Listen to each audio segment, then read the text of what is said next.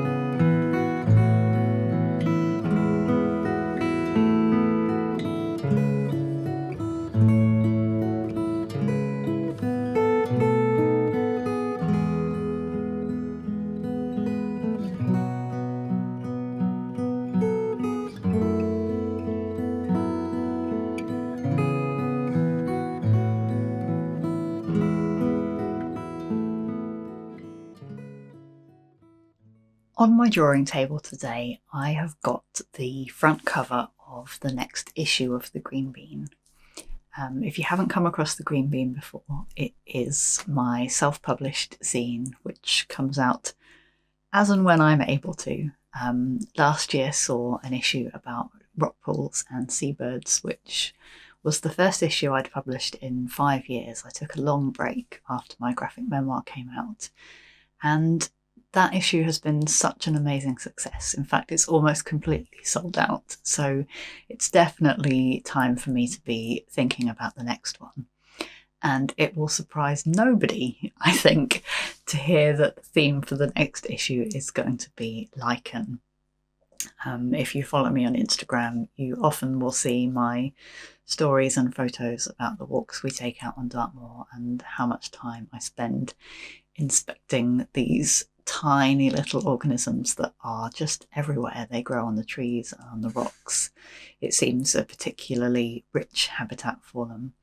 So I've been studying and reading up and learning loads about them, and I'm really looking forward to sharing that with you in a new issue of The Green Bean sometime soon. I'm cautious about saying when it's going to come out. I have actually set myself a goal to aim for publication, but I'm also not going to push too hard towards that. Something I'm really exploring with my work is how to balance work and self-care. I think often in our culture and the way that things are done, we think about self-care as something that is exclusive to work, exclusive from working. So you're either doing self-care or you're at work, and that one kind of restricts your access to the other.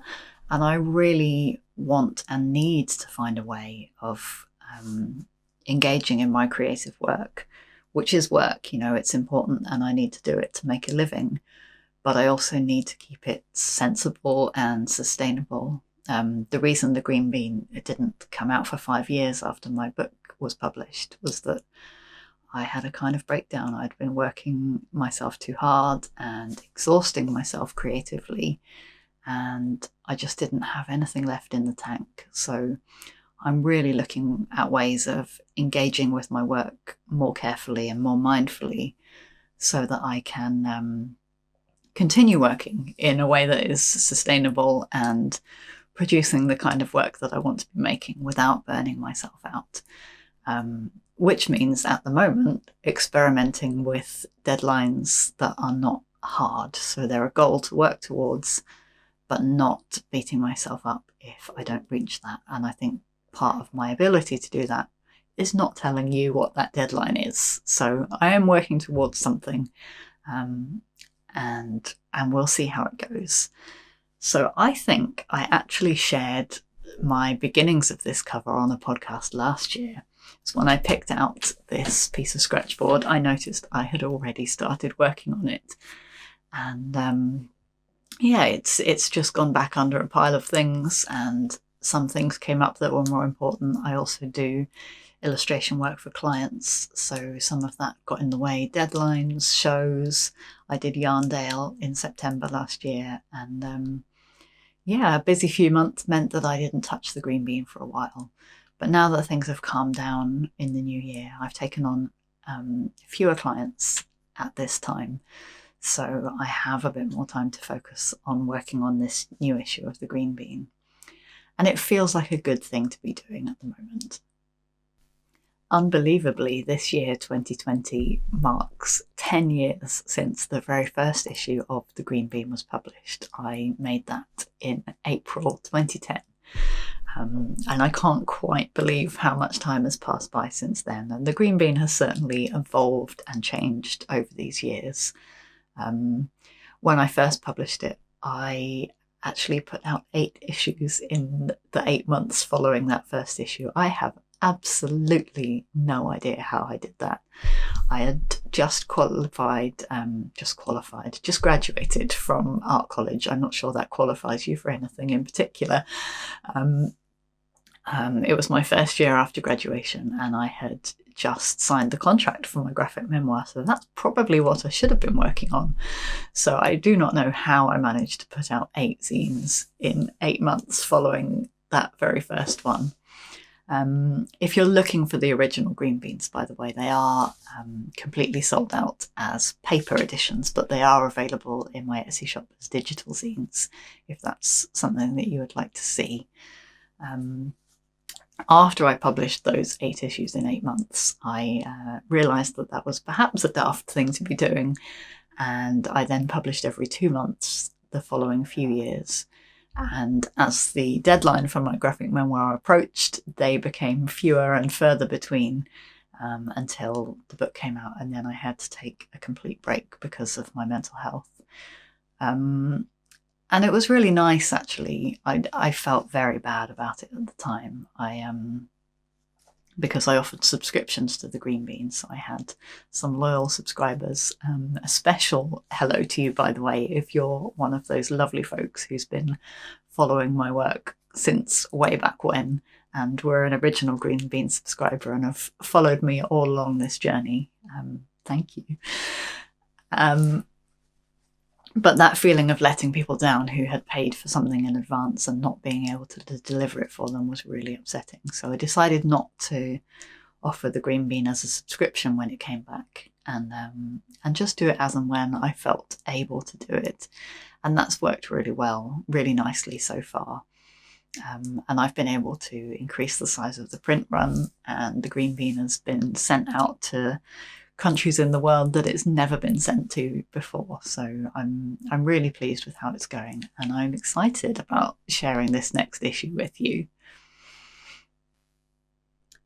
So you can see on my desk here that I've got the sketches that I've done for the layout of this cover, and I think I must have done these at least 6 months ago, maybe even more. So looking at them, they're pretty rough, and it took me a while to decipher what they were meant to be, but this one on the right seems to be the version I've gone with based on how I found this scratchboard page laid out and started.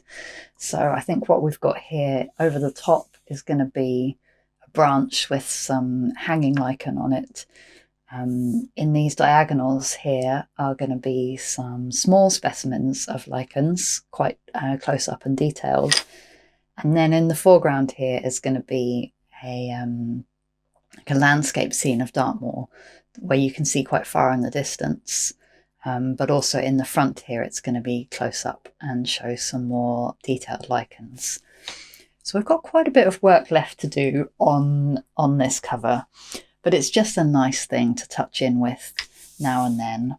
And I think I'm going to start with some of these lichens down at the front here.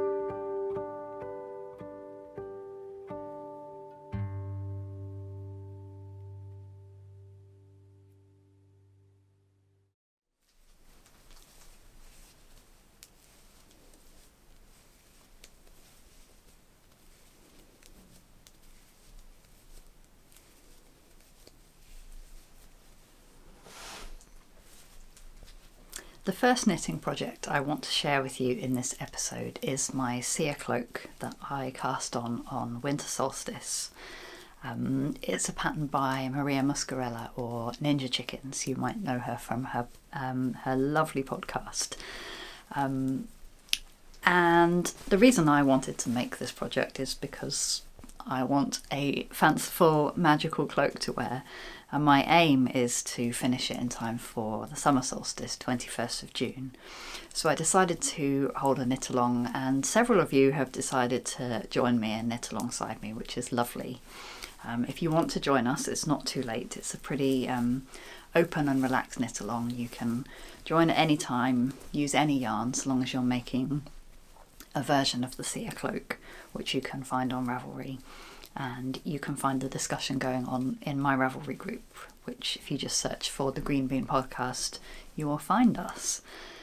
And I've been making slow but steady progress, I would say. I would sort of like to see a little bit more length in this after 6 weeks' work, but nonetheless, I'm really pleased with how it's going. I'm going to just take off my shawl and slip it on for you.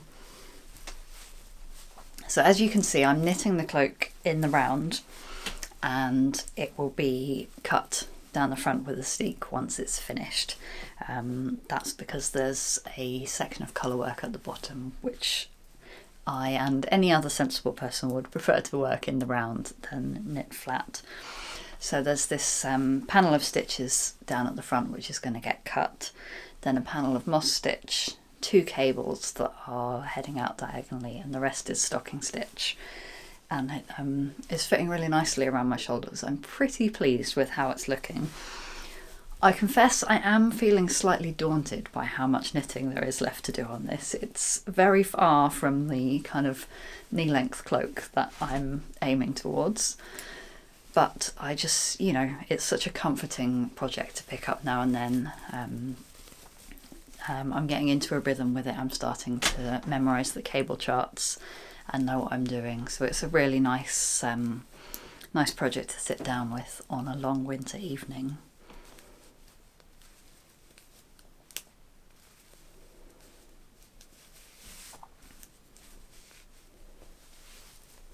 The yarn that I'm using is a 100% Jacob yarn, just from a local farmer around this area. I got it when I was working at Blacker Yarns. They also have the sister business, the Natural Fibre Company, which custom spins yarn for small producers. And this person came with their Jacob fleeces, and I saw this yarn hanging up in the dyeing room. Obviously, it's not from naturally green sheep. It has been dyed green, and I just fell in love with it. So when she came to collect her yarn, I asked if I could buy some, and she very kindly said yes. I didn't have the cloak in mind at the time, but I did buy quite a lot. So I had enough yarn in stock. And my contrasting colours, I've decided to dye my own on some natural Swaledale that I've had in my stash for a long time. I had it because Swaledale is a breed that I'm quite fond of, because I've got sort of family roots and heritage in Yorkshire. But it's certainly the yarn that I had in my stash is not the softest next to the skin, so I wasn't sure what I was going to use it for. But I've decided to dye some contrast colours to go with this myself over that natural Swaledale, which is kind of a soft pale grey colour. So I've dyed the first colour. I'm going to do a few more, but I dyed the first colour with some lichen that I gathered in our local woods. Now it's worth saying that if you're thinking about doing any dyeing with lichen, you have to be really really careful about how you forage it. Don't remove it from trees or rocks or anywhere that it's growing, because it's really precious and it is really slow growing. So I was careful to only forage for the lichen after we had some storms and there was a lot down on the ground. It's also really important to only collect it if there's a lot of it around. So if what you're seeing is just the only specimen you can see of a particular kind of lichen in that area, don't take it away. Just collect the lichen that you can see is really abundant. So over a few weeks I managed to gather about 100 grams of lichen, and I popped it in a pot and boiled it up with my yarn. Luckily lichen is a substantive natural dye. I'm speaking like I know what I'm talking about. I really don't. I've got very little experience with natural dyes, but I spent a day over the summer learning how to do lichen dyeing with my friend and fellow podcaster Marina Skua, and she taught me how to do some dyeing with lichen. So it's based on that day that I spent with her that I dyed my first colour for my Seer cloak, and I'm really pleased with how it came out. It's quite a warm, it's kind of ochre yellow colour, so I'm hoping that I can get some variations on that theme for my other contrasting colours.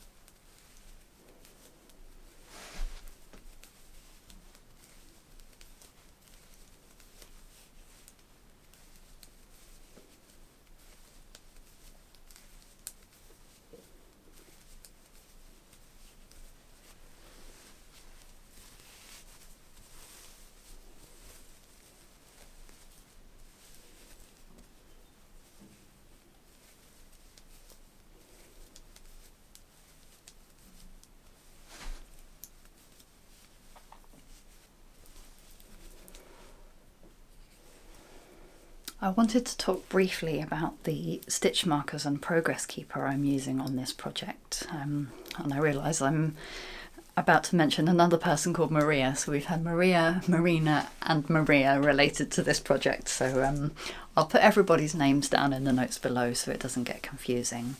I met Maria of the Woolen Forest podcast when I travelled to North Carolina last year. And that was before she had started her Forest Charm business, making beautiful progress keepers and stitch markers from natural crystals. And now you know that I'm not a person who's hugely fond of dangly stitch markers. I tend to prefer the tiny rubber ones, which are unobtrusive. If I use them at all, I actually prefer knitting without any stitch markers, but sometimes you just need them. But when Maria started making her stitch markers and progress keepers, I just fell in love with them. They're so charming and beautiful. So I'm giving it a go. I'm going with the dangly stitch markers because they're just gorgeous. I've got some moonstone ones on here, and an amethyst one. You use 8 altogether to mark your progress around each round of the cloak, and it is really helpful to have them marking where you need to change your stitch pattern. Now the thing that has surprised me the most is the progress keeper, which is not something I've ever used or understood the purpose of before. But in the Seer cloak pattern, the other Maria Ninja Chickens, suggests that you use a progress keeper to keep track of your increases once. So in the beginning of the pattern you're increasing every other round, and then you move to increasing every 4th round. And you know how easily you can lose track of that. And I used to keep track of things like that by keeping a tally on a piece of paper, but inevitably I would lose the piece of paper, or if I ended up putting the project down for a few days, I would come back to it and not understand the system that I'd been working in. So Maria simply suggests using a progress keeper that you clip onto your work when you do the increase, and then it's easy to just count 1, 2, 3. Okay, I'm on the 4th row from that progress keeper. It's time to do the increases, and unclip it and move it up. So I was really grateful that she both explained to me the use of progress keepers and yeah, taught me how to use them gave me a system for making it easier to keep track of these increases, so I can now carry on with this project without having to check in with the chart and keep notes, which makes it much more portable. And of course it means I have this beautiful quartz point progress keeper that I get to look at and think of the time that I spent in North Carolina and when I met Maria for the first time, so that's really lovely.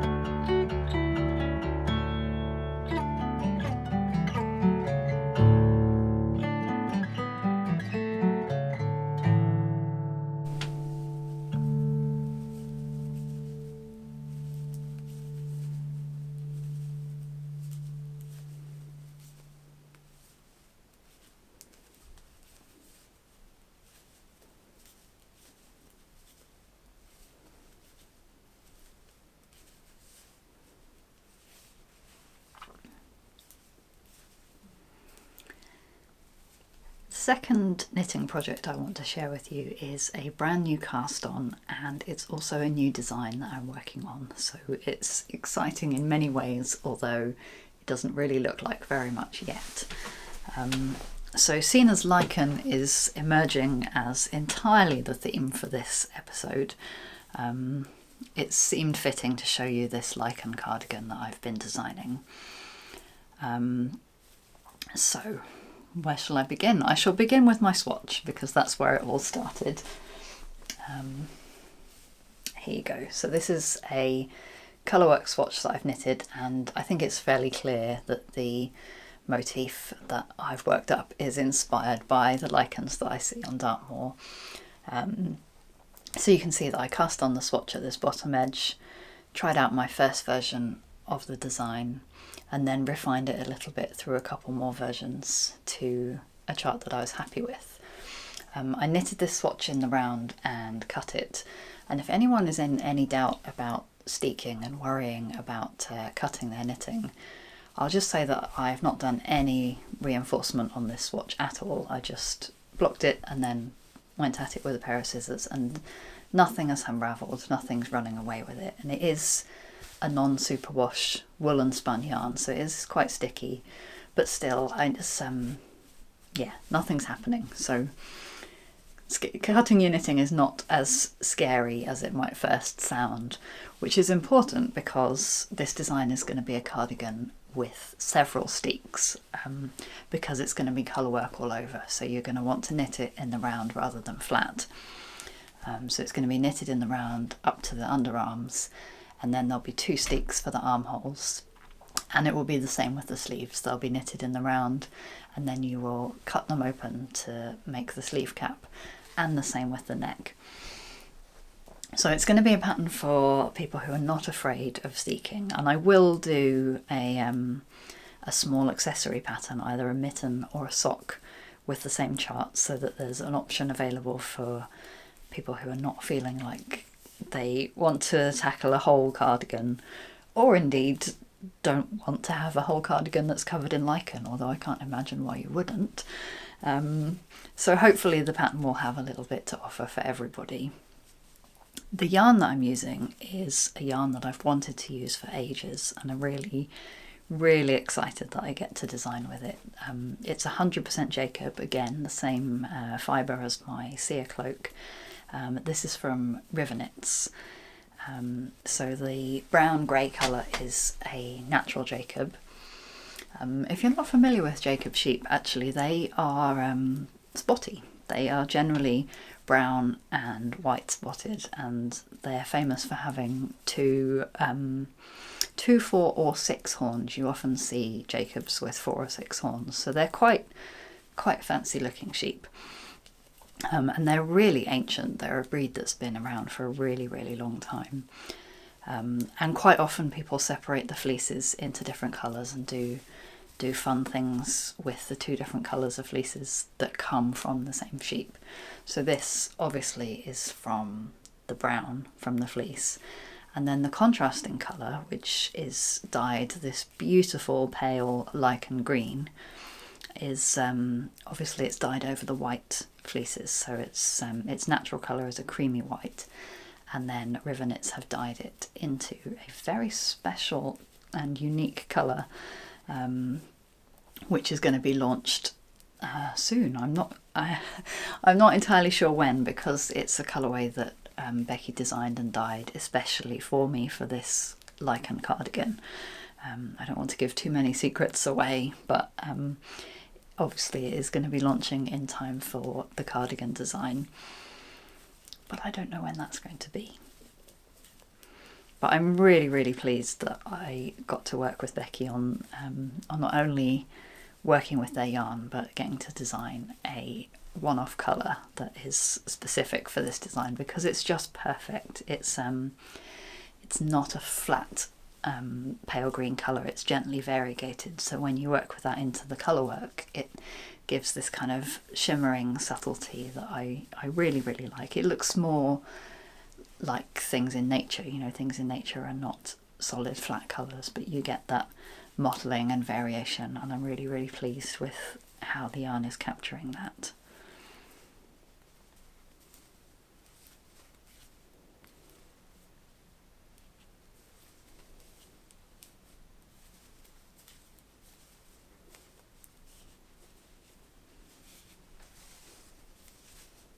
So I thought I'd talk a little bit more about how I got into designing knits, because it was entirely an accident. It was never something that I planned to get interested in or involved in.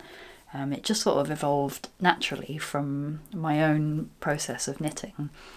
I was often finding myself dissatisfied with the fit of finished garments when I'd followed patterns. And I think everybody finds that, you know, you get to a point where you start to know your own measurements and know what shapes are going to work for you and what aren't. But early in my knitting career, I didn't have that knowledge, so I was just following the pattern and being disappointed that, well, that odd thing, my body is not the standard size, so things were not fitting as I wanted them to. So I started taking my own measurements and then using maths to work out how things were going to fit. So working out, in accordance to the measurement of my upper arm, for example, what the gauge of my swatch was and how many stitches the pattern suggested around the upper arm, thinking, actually, that's going to be too tight or that's going to be too loose, and making changes on that basis. And it was just a short step from that, really, to start drafting my own patterns. So I started drafting my own patterns just for myself to knit. And in most cases, they were starting with a purchased pattern as the basis. So I'd often be using design elements from a purchased pattern, like a lace chart or a colourwork chart, and modifying them onto my own body shape. So it was like a mashup, really, of designing for myself and following other designers' work. And it wasn't really until I started working at Blacker Yarns that I started designing my own garments. First of all, in that job, I was learning to edit knitting patterns. I did a lot of editing work on their free pattern collection. And then through that, I just thought, well, if I can write a knitting pattern for myself, why can't I then grade that out so that it would be available for people in different sizes? And that's sort of how I got into it and found my confidence with doing it was through that job. And since then, I really enjoy the process. It's very satisfying as somebody who, when I was a kid, I was very much into maths and science, as well as creative subjects, but I was very kind of technically minded. So getting knee-deep into a spreadsheet and involved with pattern grading is not intimidating to me. It's quite exciting and like a problem-solving exercise. So long as I'm in the right mood for it, I kind of enjoy that process. So I guess you might think that I would need to knit this entire cardigan first and then write up the pattern based on what I've knitted, but actually I work the other way around. So while I'm just knitting the ribbing on this and have been knitting the swatch, I've been writing the pattern just based on the mathematics from the swatch. And then I will send that pattern to a tech editor who will help me make sure that my numbers add up and the cardigans in different sizes will come out at the sizes that I have said that they're going to. So it's quite a long and involved process, but one that I've come to really enjoy.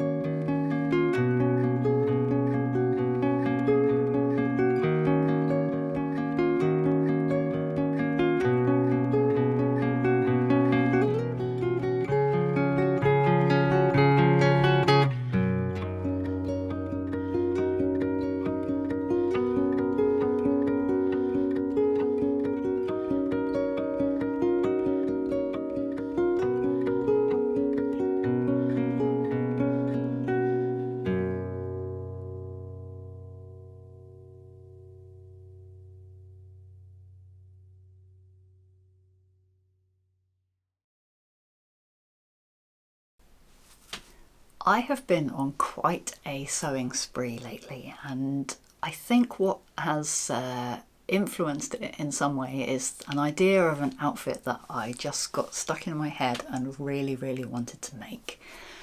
So there were two pieces, the first of which was a corduroy overall dress, so like dungarees at the top with the little metal clips, and then just knee length with pockets, a front pocket as well. And I had some dark red corduroy that I bought in a fabric sale last year that was just perfect for it. So I decided to go ahead and make that dress. Here it is. And I'll pop a photo in as well of me wearing it so you can see the whole effect head to toe. And I could not be more pleased with this dress. Honestly, I have hardly taken it off since finishing it. This is the pattern that it's based on. It's McCall's M7831. But I did make quite a few modifications to it, which I will go through for you, just because it's good to know these things. So I ended up being across the two different sizes. So quite often sewing patterns are, certainly the mainstream sewing patterns, are divided so you'll get the small sizes if you buy one version of the pattern and the large sizes if you buy a different version. I was measuring up as the small size for the top half of the dress and the large size for the bottom half, which is not unusual. I normally find that I'm 3 or 4 sizes different than what sewing patterns say I should be to make a dress in one size. The frustrating thing was that I was across 2 different publications of the pattern. I didn't want to buy 2 versions of it. And actually I didn't notice this before I bought the pattern anyway. I just bought the small version and then measured myself and I was like, oh, okay. So I had to do some redrafting. So normally when I work from a sewing pattern, I trace it out anyway. And that means that you can keep the original pattern uncut. So if you want to make some different sizes later on, you still have the whole pattern available. It's a little bit time consuming and frustrating, but it's a good thing to do. It means that you keep the whole pattern available to you rather than having to buy it again if you want to make a version in a different size. So, and the other benefit of that is that you can do a bit of redrafting once you've traced those pieces out. So I traced the dress out and then I measured what is the difference between my hip measurement and the hip measurement of this dress. So how much do I need to increase the size of the hips on the dress that it's going to comfortably fit over my hips? And that was actually 4 inches difference, so it's a huge difference. So I was worried that that might really change the silhouette of the dress and look a bit weird, but it didn't. I didn't make a muslin, which I possibly should have done, but because I was making a bigger size, I knew that the problem I would have would be extra fabric rather than not enough fabric. I was cautious to overcompensate rather than undercompensate. So what it meant is I just cut the fabric and then I basted it together with a really long stitch length so that I could try it on and be like, yeah, okay, this is going to work. And then I felt confident and finished the dress properly. So it was a success story of pattern alteration. The other changes I made were to increase the size of the hip pockets because they were ridiculous. They were only fit for decoration, which is not my belief in what a pocket should be. They should be functional and useful. So I made huge pockets and I tucked them into the side seams, whereas in the pattern they were going to just be patch pockets. Personally, because I like to use my pockets, I find that patch pockets just get worn really easily and they start like this one on the bib actually is a patch pocket. It won't get as much use, but I find that they start to come away at the corners. So tucking them into the side seams seemed like a better thing to do. And I feel like there was another modification I made as well. Oh yes, the facings. So I had an old Liberty print dress in my wardrobe that I just was not wearing because the silhouette was not right for me anymore. And I'd had it for about 10 years and I was really reluctant to throw it away because the fabric was so beautiful. So I decided to cut it up and recycle it into, just do a little strip for you here, the facings for this dress. So it's got Liberty print all around the inside, and I put it underneath the hem as well. It's just a really pleasing detail that I'm really glad I took the time to add, because whenever I put on the dress, nobody even knows that it's there unless I show them. But it's just that kind of finishing touch, I think, that can make handmade clothes really special. And of course it reminds me of that dress that I used to have, and it's nice to put it to good use. So all in all, I'm very, very pleased with this dress. And the thing that I wanted to make to go with this dress was a shirt. I'm not normally somebody who wears a collared shirt, so it's going to be something of a slightly different look for me that I wanted to try out. I picked out the Hedwig shirt by Republique du Chiffon, and I've never made a collared shirt before apart from the Beetle shirt that I made last summer, which was sleeveless. So this was going to be a challenge in terms of setting in the sleeves. That's a sewing challenge, but also a fitting challenge, because you really want a shirt to sit right on your shoulders. So I didn't cut it in my precious pattern fabric first. I decided to make a muslin. Not out of muslin, I made it out of some polycotton dot fabric that I had in my stash. I'll go and pop it on for you. So here it is, my first version of the Hedwig shirt by Republique du Chiffon, and it's not bad.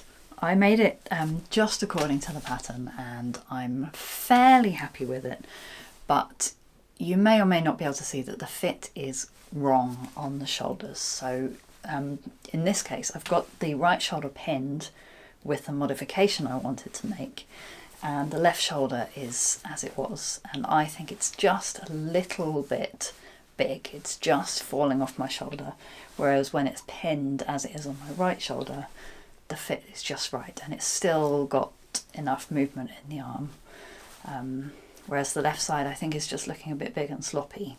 So what I did was I pinned the right shoulder and the right side seam.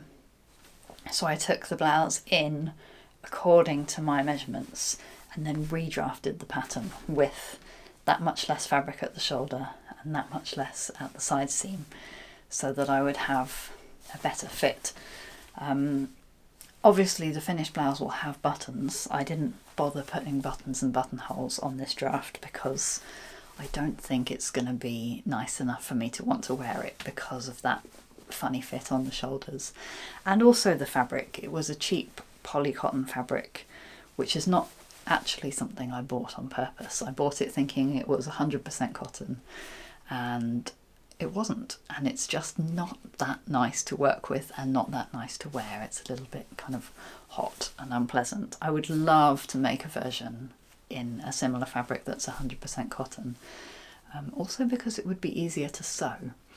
But that said, working on this awkward muslin was, I'm going to say it's a hot sewing tip. So I suggest making your muslin in an awkward fabric that is maybe a bit synthetic, not properly crisp, a bit slippery, doesn't iron very nicely, so that when you go on to make your actual shirt in nice crisp cotton, it will feel like a breeze compared to sewing with polycotton. And here is my almost finished shirt. Prizes for anybody who guessed that it would have dinosaurs on it, because well, yeah, I'm quite predictable in that respect. If it's not green, it's probably going to have dinosaurs on it.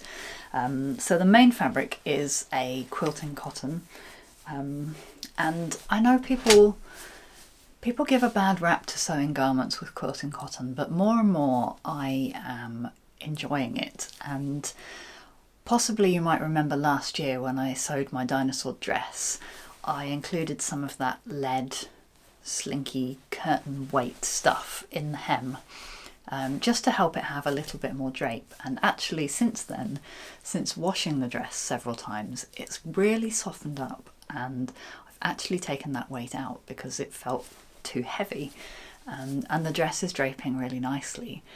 And this particular quilting cotton, actually, it feels really soft already, so I know it's going to be a lovely fabric to wear. And the contrasting collar and cuffs are also a quilting cotton. They're just something that I had in my stash that happened to match. I was actually going to make the shirt with just dinosaur collar and cuffs, and then suddenly had the idea that a contrast might be cute. So I gave it a go and asked a couple of my friends for opinions, and the vote was almost unanimously in favour of the navy blue collar and cuffs. So that's what I went for.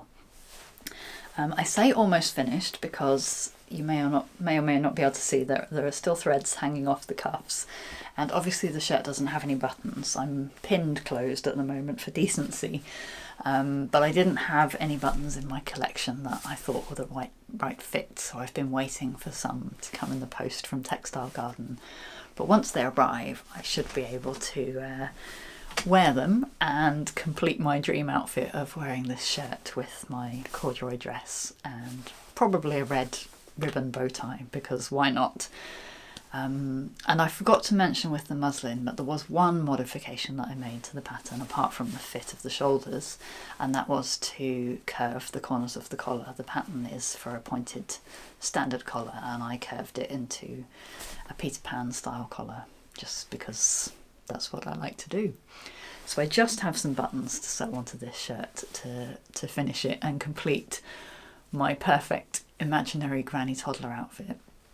And it also feels, it's really nice to feel like I have a shirt pattern in my repertoire of sewing. So not only a style that I like, but I've done all the fitting work, and I now just can go ahead and cut it in a different fabric, knowing that it's going to fit and I'm going to be happy with it. So that's a really nice thing. I'm imagining that the shirt will become as enjoyable for me to sew as the ever famous View P from Formal Little Black Dress, which if you've been watching the podcast for a while, you will know that that's a dress that I keep making over and over again because I just love it. This shirt has the feeling of being a similar kind of garment for me.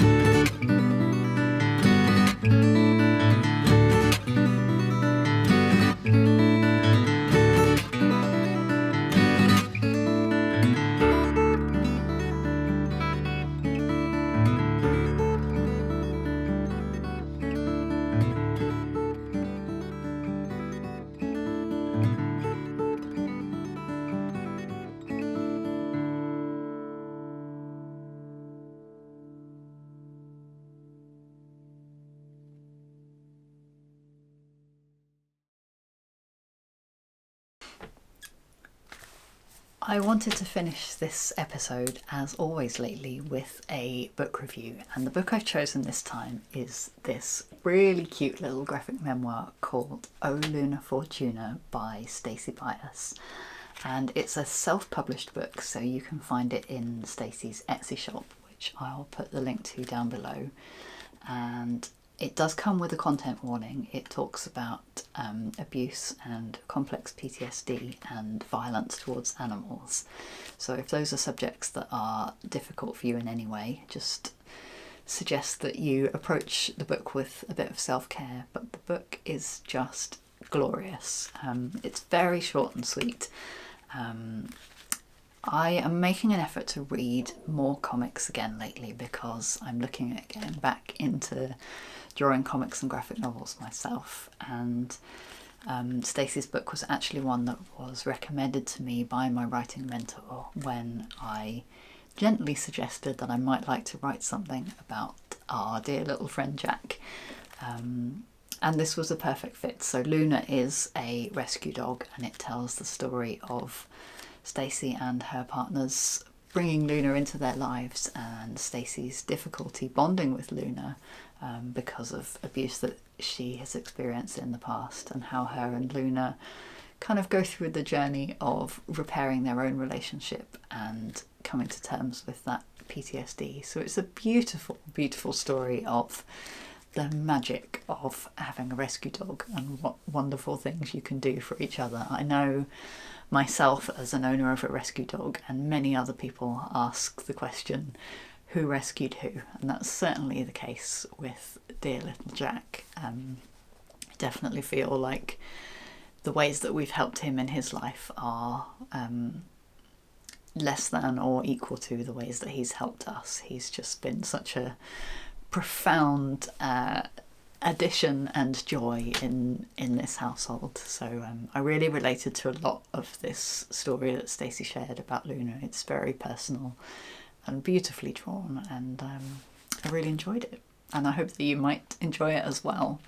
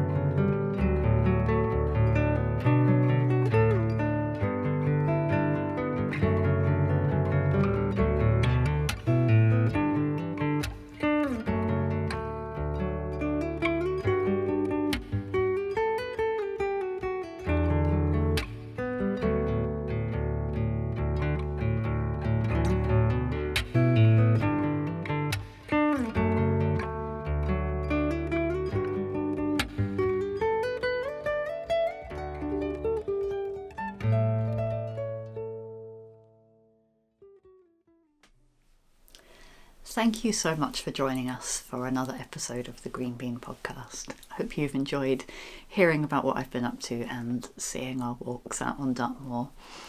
If you want to catch us between this episode and the next one, the best place to do that is on Patreon. If you're able to support the podcast in any way financially, then I offer vlogs and extra episodes, and I really enjoy getting to know the community over there on Patreon. So thank you to everybody who is able to do that. I really appreciate your support. It's what keeps the podcast going. So thank you very much. You can also find me on Instagram or Ravelry as Katie Greenbean, which is where I share photos and bits and pieces of what I'm working on in between times. So until next time, thank you very much for watching, and we will see you soon. Take care. Bye.